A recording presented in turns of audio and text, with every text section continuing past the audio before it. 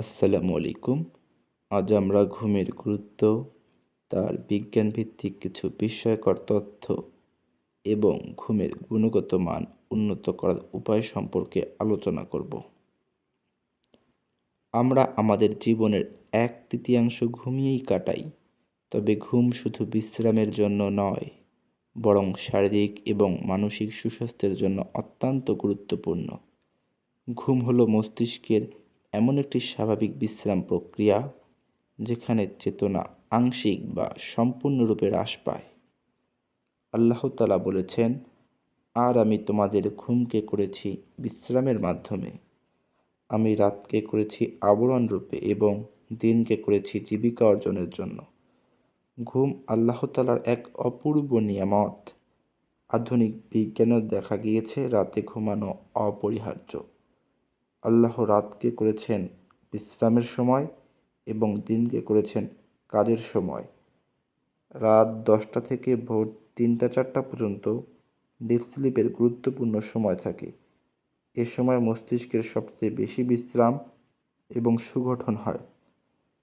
গভীর ঘুমের সময় হরমোন নিঃসরণ হয়, যা আমাদের শারীরিক এবং মানসিক উন্নতির জন্য কাজ করে।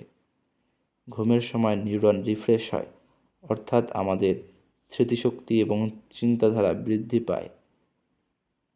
রাতের ডিপ স্লিপের পর্যায়ে শরীরের কোষ মেরামত হয়, যা আমাদের ত্বক, চুল ও শরীরকে সুস্থ রাখে। দিনে ঘুম আর রাতে ঘুম একই নয়।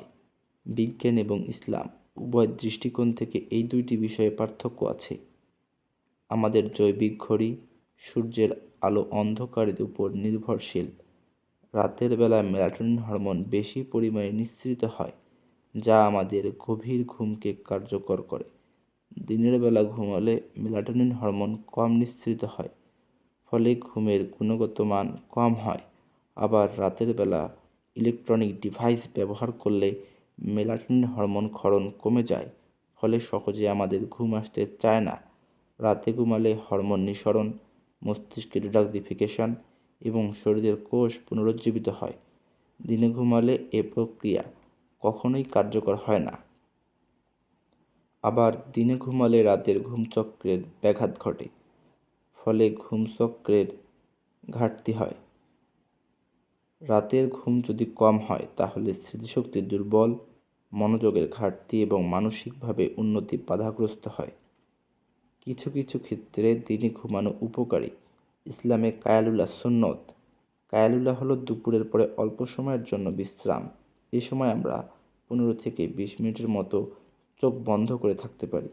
তবে আসরের পরে ঘুমানোর নিষেধাজ্ঞা আছে। এ সময় ঘুমালে স্মৃতিশক্তি, মেধাশক্তি কমে যেতে পারে।